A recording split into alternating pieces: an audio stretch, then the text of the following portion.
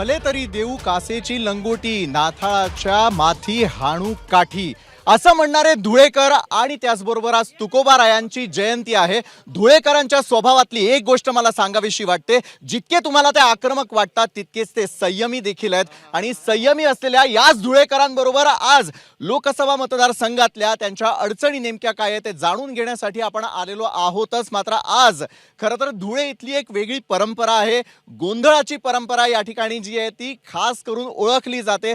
त्या गोंधळानं आपण आज सुरुवात करणार आहोत. आजच्या एबीपी माझाच्या मुद्द्याचं बोला या कार्यक्रमाला थेट धुळे लोकसभा मतदार संघातून आणि सर्व पक्षीय आज हजर झालेले आहेत. सर्वसामान्य मतदार धुळेकरही आज आपल्या सोबत आहे. मात्र गोंधळी असलेले अजय भोपे आज आपल्या सोबत आहेत. अजयजी, खरं तर या ठिकाणची ही परंपरा आहे आणि गोंधळानं आजच्या मुद्द्याचं बोलाची सुरुवात आपण करणार आहोत.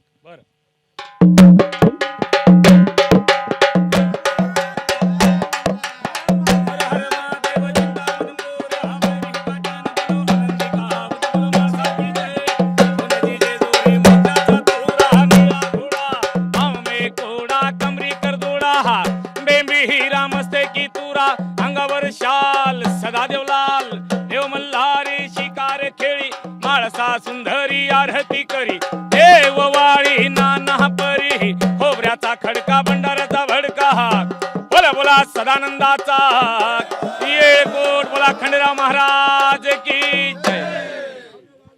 सगळा सुंदर असा जयघोष झालेला आहे. मात्र जो लोकसभा मतदारसंघ इथल्या अडचणी थोड्या वेगळ्यात.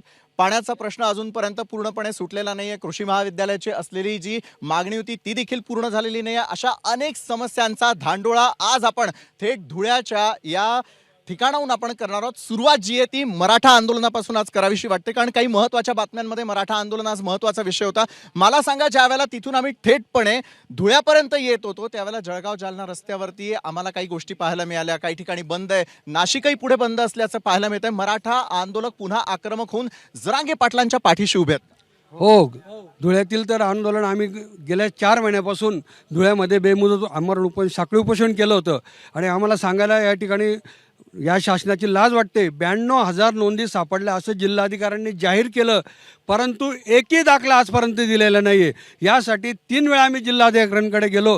प्रत्येक वेळा आश्वासन दिलं की आम्ही तुम्हाला वाटप करतो. आम्ही त्यांना विनंती केली, जर 92,000 दाखले आमचे कुणबिके सापडले आहेत तर तुम्ही बरोबर आहे, दाखले मिळाले. पुढचा मुद्दा असा आहे की जरांगे पाटलांनी मागील 5 महिन्यापासून आंदोलन उपोषण सुरू केलेले आहे, तरी शासनाला जाग आली नाही. जाग अशी आली की त्यांनी जे काही छोटे मोठे अध्यादेश काढले हे जर 5 महिन्यापूर्वीच काढले असते तर जरांगे पाटलांना परत चौथ्यांदा उपोषणाला बसण्याची वेळ आली नसती.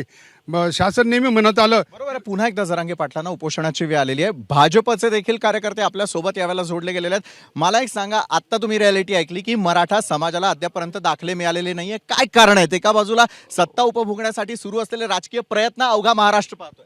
प्रोसेस चालू आहे आणि सांगितलेलं आहे, शब्द दिलेला आहे, तर प्रोसेस चालू आहे. थोडा एवढं मोठं जर कधी पुढे सगळं नियोजन करायचं आहे तर थोडा वेळ तर लागणारच. पण योग्य वेळही आतापर्यंत मिळालेली होती तरी देखील प्रोसेस सुरू आहे म्हणतात. येतो भाजपचं काम असं आहे की तात्पुरतं समाधान होईल असे उत्तर न देता ते दीर्घकाळ टिकायला पाहिजे आणि सर्वांची दीर्घकाळ टिकावा असं म्हणणं. मात्र भाजपचे मुख्य जे या ठिकाणी सगळं पाहतात ते आपल्या सोबत आहेत. मला एक सांगा, वेळ काढूपणा चालू आहे अशी जी ओरड होते त्याला काय उत्तर आहे? उत्तर द्या, आवाज येणार नाही आपला. अजिबात वेळ काढूपणा चालणार नाही आहे. आधीच्या शासनाने आधीच्या सरकारांनी जे केलं, फक्त लिपापोती केली, आरक्षण द्यायचं म्हणून देण्याचा प्रयत्न केला. आता चिरकाल स्थायी असं आरक्षण संपूर्ण मराठा समाजाला देण्याचा प्रयत्न माननीय एकनाथराव शिंदे साहेबांकडून चालू आहे. आणि देवेंद्र फडणवीसच्या माध्यमातून जो शब्द दिला आहे तो पूर्ण केलाच जाणार आहे. आणि फेकू असा उल्लेख यावेळेला मुद्द्याच्या बोलाच्या माध्यमातून करण्यात येत आहे. काय आपली घोषणा आहे? का फेकू म्हणा एकनाथ शिंदेवर? देवेंद्र फडणवीस म्हणाले होते, सत्ता आमच्या ताब्यात द्या, 3 महिन्यात जर आरक्षण दिलं तर राजीनामा फेकून देईल. अशा प्रकारचं आश्वासन कुठे गेलं? आरक्षणाचा बट्ट्याभाव फडणवीसांनी केलेला आहे. आणि महाराष्ट्रामध्ये जी जातीय द्वेष पसरवलेला आहे तो फक्त फडणवीसांनी पसरवलेला आहे. त्यामुळे फडणवीसांचा या ठिकाणी आम्ही धिक्कार करतो. मनोज जरांगे साहेबांची तब्येत अत्यंत खालवली आहे आणि जर त्यांच्या जीवाला काही बरं वाईट झालं तर याला संपूर्ण महायुती शासनाची जबाबदार राहील. देवेंद्र फडणवीस जबाबदार राहतील. देवेंद्र फडणवीस जबाबदार आहे असं त्यांचं म्हणणं आहे. मात्र एका बाजूला काँग्रेस राष्ट्रवादीचा देखील अतिशय महत्त्वाचा मुद्दा आहे. अजित पवारांसोबत असलेली जी राष्ट्रवादी आहे त्याचे काही आपल्याबरोबर नागरिक आहेत. मला एक सांगा, चिरकाल टिकेल असं आश्वासन द्यायचं, 3 महिन्यात राजीनामा देतो, मग पुढे काय? आणि जे तुम्हाला पटत नव्हते तेच अशोक चव्हाण आज आता तुमच्याबरोबर राज्यसभेची उमेदवारी मिळते त्यांना. सर्वप्रथम मी आपल्याला सांगून देतो की अजितदादा पवार हा काही गट नाहीये. राष्ट्रवादी गटाचा उल्लेखही केला नाही. आपण आत्ता बोललात. राहिला विषय ठीक आहे. हो हो राहिला विषय आरक्षणासंदर्भात तर या विषयावर राज्य सरकार सकारात्मक आहे. जरांगे पाटलांच्या मागे राज्य सरकार ठामपणे उभा आहे. आतापर्यंत जे राज्य सरकारने मराठा समाजाला जो न्याय मिळवून दिलाय तो महाविकास आघाडीत मिळालेला नव्हता. सन्मान्य अजितदादा पवार असेल, सन्मान्य मुख्यमंत्री पाठीशी आहे म्हणतात. पुढचा प्रश्न मला विचारायचा, राष्ट्रवादी काँग्रेसचे आणि खरंही शरद पवारांसोबत असलेले सर्व कार्यकर्ते यावेळेला मला एक सांगा, आज ज्या प्रकारचा प्रस्ताव दिला गेल्याचं बोललं गेलं, जर उद्या अशा प्रकारे विलिनीकरण करण्याची वेळ आली तर तुमचं समर्थन आहे का? काँग्रेस राष्ट्रवादीशी निगडीत माझा राष्ट्रवादी काँग्रेस पक्षासाठी शरदचंद्रजी पवार साहेब हाच आमच्यासाठी पक्ष आहे आणि हाच आमचा चिन्ह आहे. त्यामुळे शरदचंद्रजी पवार साहेब जो निर्णय घेतील त्याच्याबरोबर महाराष्ट्राची जनता राहील. यांनी फक्त या बीजेपी सरकारने युवकांची दिशा भूल केलेली आहे. त्यानंतर हे जे म्हणतात आम्ही युवकांना रोजगार देऊ, यांनी फक्त यांचा रोजगार गुजरातकडे वळवलेला आहे. यांच्या दिल्लीत व महाराष्ट्र सरकार असून देखील हे 3 चाकी रिक्षाचं सरकार आहे. यांनी कुठलंही काम असे कुठलाही चांगलं ठोस निर्णय नाही. तिकडे आपण पाहतोय भाजपची घोषणाबाजी सुरू आहे आणि याच घोषणाबाजीला कुठल्या प्रकारचं उत्तर दिलं जातं आपण तेही पाहूयात. बरं, मला एक सांगा, महिला सक्षमीकरण असेल, अनेक गोष्टी असतील, तुमचा थेटपणे काँग्रेस राष्ट्रवादी विलिनीकरणाला काय उत्तर?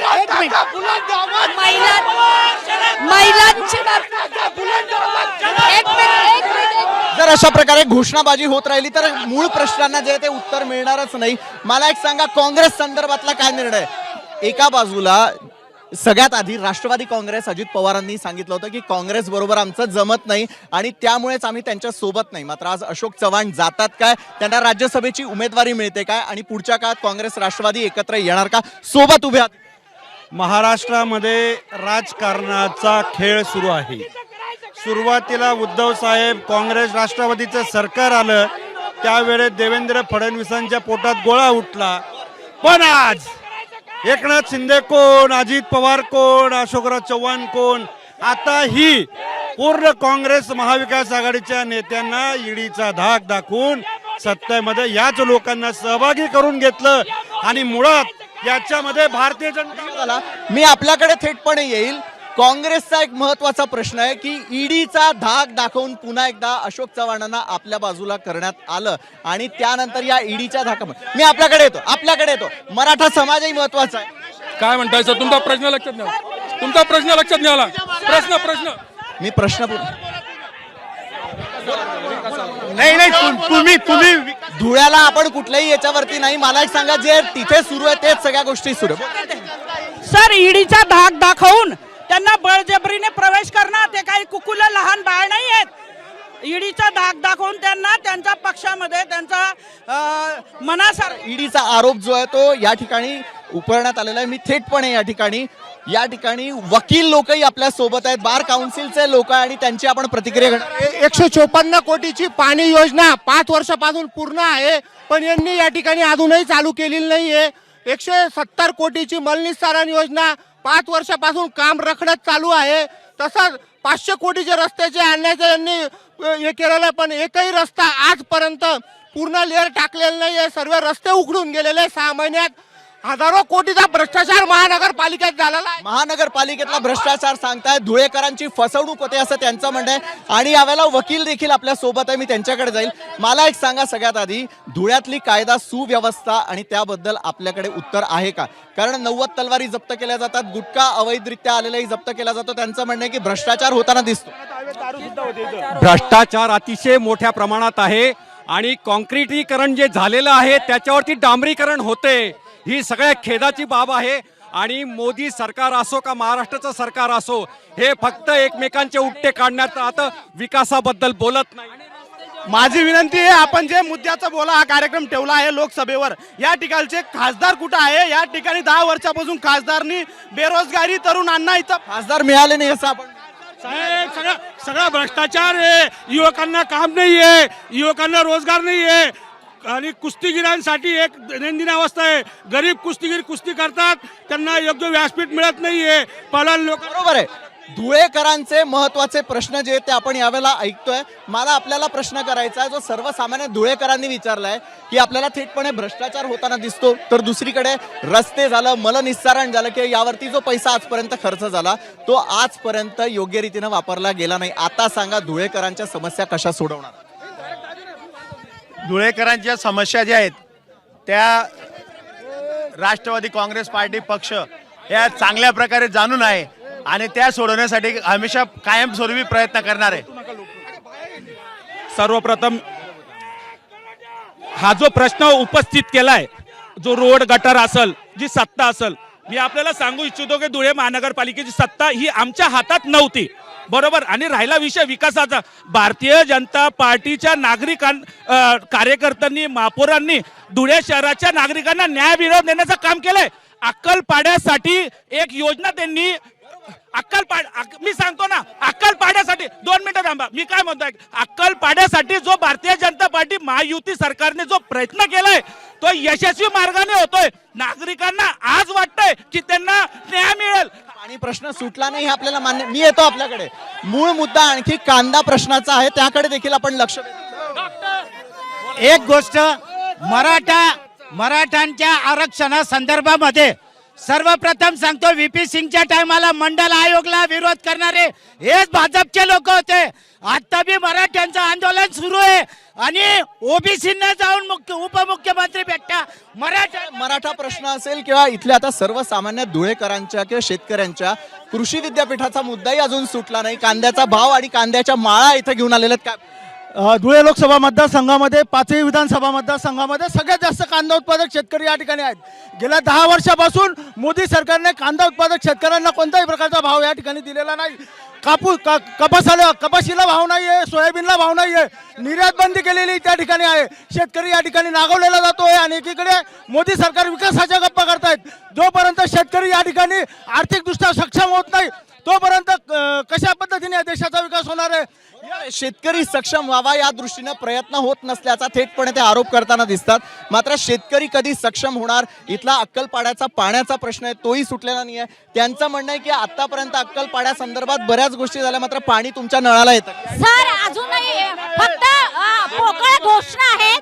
अजूनपर्यंत नळाला पाणी आपल्या इथे आलेलं नाहीये. पाणी मिळत नाही, पाण्याची सोय नाही. फक्त निवडणुकापूर्वी बघतात आणि त्याच्या आधी पोकळ घोषणा करतात. 135 कोटीची पाणी योजना होती, अख्खी बारगळली आहे. पाणी वेळेवर मिळत नाही. नरेंद्र मोदी धुळ्याला आले होते. मैंने तुम्हारा नमक खाया इसीलिए मैं तुम्हारे पैच को इतना भाव दूंगा, लेकिन तिथे दिशाभूल. इंदोर मनमाड रेल्वेचा अतिशय महत्वाचा प्रश्न आहे. दिशाभूल केली भाजपने. इंदोर मनमाडच्या नावाने मत भाजप सातत्याने दिशाभूल करते अशा प्रकारचा आरोप ते करताना दिसत आहे. त्यांचं म्हणणं आहे भाजपनं मी त्यांना थांबवतो.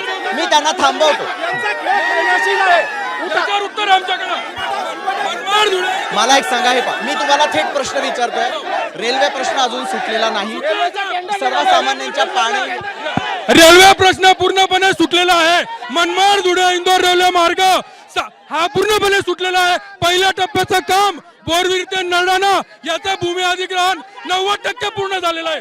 मनमाड धुळे इंदोर रेल्वे मार्ग पूर्ण सुटलेला आहे. धुळे मतदारसंघाचे डॉक्टर सुभाष भामरेजी खासदार साहेब यांनी मार्गी लावलेलं आणि पहिल्या टप्प्याचं काम ऑलरेडी सुरू आहे. बरं, उबाठाकडे मुद्दे नाही असं त्यांचं म्हणणं आहे. मी तुम्हाला थेट येतोय. सर्वसामान्य धुळेकरांनाही मला प्रश्न करायचा. मला एक सांगा, एका बाजूला सत्ताधारी विरोधकांनी अनेक प्रश्न उपस्थित केले, मात्र सर्वसामान्य धुळेकरांच्या समस्या पूर्ण झाल्यात का? मला एक सांगा, राजकीय गोष्टी किंवा आरोप प्रत्यारोप होतात त्या संदर्भात आता सर्वसामान्य धुळेकरांचं मत जाणून. हा सर, मी धुळ्याची सामाजिक संस्थेची व्यक्ती आणि आम्ही सर्व धुळेकर नागरिक आहे. सर, आमच्या शहराची इतकी अजब गजब, ऐका ना, आमच्या शहराची इतकी बिकट परिस्थिती. सर, कॉन्क्रीट रोडावर डांबरीकरण करतात. घरकुल घोटाळे अनेक आमच्या इथे. घरपट्टीचा प्रश्न आहे आमचा सर्वसामान्य या राजकारण्यांचा गोंधळ जसा महाराष्ट्रात सुरू आहे तसा धुळ्यात सुद्धा या राजकारण्यांचा गोंधळ सुरू आहे. जनतेच्या प्रश्नांकडे दुर्लक्ष होत आहे. जनतेच्या प्रश्नांकडे करोडो धनगर समाजाची फसवणूक केली आहे, तशीच महाराष्ट्रात मराठा समाजाची फसवणूक होत आहे. म्हणून यांनी धुळे जिल्ह्याचं पुरं कच्चीकरण केलेलं आहे. हे मंदिर, हे पाण्यामध्ये मंदिर बांधतं, पांढऱ्या नदीच्या ठिकाणी धुळे जिल्ह्याच्या अध्यक्षांनी मंदिर बांधलं. हे धुळे जिल्ह्यामध्ये IT पार्क घेतील का? मुंबई पुण्यामध्ये जाणारी गर्दी धुळे जिल्ह्याची. बरोबर आहे. रोजगाराचा प्रश्न त्यांनी उपस्थित धुळे शहरातले नागरिक गेल्या अनेक महिन्यापासून वर्षापासून पाणीला त्रस्त आहेत. त्याच पद्धतीने धुळ्यातल्या आमदार असतील, खासदार असतील, नगरपालिकेच्या माध्यमातून नागरिकांना घरपट्टीचा मोठ्या प्रमाणात फटका बसलेला आहे. सर, आदिवासी वन हक्क कायदा होऊन 15 वर्षे झालेले आहेत. अद्यापही एकही आदिवासींना सातबारा मिळाला नाही. मागच्या वर्षी आदिवासी नंदुरबार तर पायपिटांमध्ये आपल्या बघितला असेल, स्वतः ग्रीस मातेने आपले पालकमंत्री आहेत यांनी मध्यस्थी करून आपल्या प्रश्न सोडवण्याबाबत आश्वासन दिलेलं होतं. सर, ग्रामपंचायत पासून तर लोकसभेपर्यंत भाजपाची सत्ता असून सुद्धा धुळे जिल्ह्यामध्ये विकास कामांपेक्षा गुंडगिरीला पोचणारं काम भारतीय जनता पार्टी धुळे शहरामध्ये व संपूर्ण जिल्ह्यामध्ये भारतीय जनता पार्टीचे गुंड पोलिसांना हायजॅक करून गरीब लोकांवर अन्याय अत्याचार करतात. त्याचा प्रतिबंध व्हायला पाहिजे. बरं, थेटपणे त्यांचा आरोप आहे की ज्या वेळेला धुळेकरांवरती अत्याचार केले जातात, कुठल्याही प्रश्नांची उत्तरं त्यांना मिळत नाही, अशा वेळेला काय करणार? महानगरपालिकेत भ्रष्टाचार होतोय, तक्रारी होत आहे. हे महापौर बघा व्हिडिओ मध्ये काय कारवाई करताय. धुळे शहरामध्ये 10 वर्षापासून खासदार आहेत भाजपचे. एक उद्योग धंदे या शहरात आणला नाही त्यांनी. इथला खासदार फक्त टक्केवारी घेतल्याशिवाय कुठलंही काम करत नाही. यांना टक्केवारी दिली तर बीजेपीचे खासदार लगेच काम करतात. अतिशय धुळे शहराची अवस्था. महिलांच्या बाबतीत काय, हा सरकारने आतापर्यंत काय केलं महिलांचं? हा सरकार चोर आहे. धुळ्यात 8 दिवसात पाणी येत नाही. धुळ्याचे रोड एकदम निर्लज्ज झालेले आहे. धुळ्यात 8 दिवस पाणी निषेध आहे. भारतीय संविधानचं पायमलन करणारा मोदी सरकारचा निषेध आहे. साहेब, आमच्याकडे पाणी येत नाही. 16 दिवस पाणी येत नाही. हे लोक खोटे होतात. रोज 1 दिवस आड पाणी दो. साहेब, जो बोलून गेला तो धुळ्यात येतच नाहीये. एक नंबरच्या एकही गोष्ट पूर्ण होत नसल्याचा थेट 2022 मध्ये लोकांना घरच मिळालं नाहीत. त्या घरापासून वंचित आहेत. मोदी सरकार, या लुच्च्या सरकारचं काही चालू द्यायचं नाही. या वर्षी शरद पवार येणार. व्यापारी संघटना देखील आहे. धुळ्यामध्ये व्यापार जरी होत असला तरी विमान सेवा नाही. ज्या प्रकारे रेल्वे संदर्भातला आरोप झाला की कुठल्याही प्रकारची कनेक्टिव्हिटी नाही, व्यापाऱ्यांच्या समस्या काय? या दोन्ही MIDC मध्ये सध्या जागा उपलब्ध नाही. एक MIDC मध्ये सध्या पाणी उपलब्ध नाही. पाण्याची योजना दिलेली आहे, पण गेल्या 3 महिन्यापासून योजनेचं प्रकरण पडून आहे. नवीन जागा संपादनाचा प्रश्न आहे. त्याच्यामुळे रोजगार आणि नवीन उद्योग त्याच्यामुळे येत नाही. मला एक सांगा, वंचित बहुजन आघाडी एक महत्त्वाचा निर्णय घेण्यासाठी ज्या वेळेला महाविकास आघाडीकडे जाते, महाविकास आघाडीमध्ये फुटाफूट होत असल्याचं आपल्याला पाहायला मिळतं. धुळेकरांच्या समस्या सोडवण्यासाठी तुमची इथली भूमिका किती महत्त्वाची आहे? सत्ताधारी असतील, विरोधक असतील, एकमेकांवर फक्त आरोप करताना दिसतात. मुद्दा असा आहे की इथले जे खासदार आहेत त्यांनी इंदोर रेल्वे मार्गाचा जो काही फसवं टेंडर काढून फसवणूक केली, तेव्हा महाराष्ट्राला आम्हाला सांगायचं आहे की मनोज जरांगे पाटलांना जे काही मराठा आरक्षणासंदर्भातली भूमिका सरकार घेत आहे तर ते फसवा आणि लबाड आहे. या जिल्ह्यामध्ये धुळे लोकसभाच्या प्रतिनिधी आहेत. भाजपची सत्ता आहे. भाजपने UPA काळातल्या लोकांची हे काढण्यापेक्षा श्वेतपत्रिका, त्यांनी स्वतःच्या विकास कामाची श्वेतपत्रिका, बरोबर आहे, पण श्वेतपत्रिका काढली जाते आणि थेटपणे उमेदवारीचा त्या ठिकाणी दबाव टाकल्याचा आरोप. सर 4,000 कोटीचं दांपळ धरण बांधलेलं आहे, पण त्यामध्ये काहीच उपयोग प्रश्न मी विचारला. 10 वर्षापासून आम्ही इथं खासदार सुभाष भामरेंना निवडून दिलेले, परंतु कुठलाही विकास त्यांनी आणला नाहीये. ते राज्याचे देशाचे गृहमंत्री असून सुद्धा एकही उद्योग या शहरामध्ये.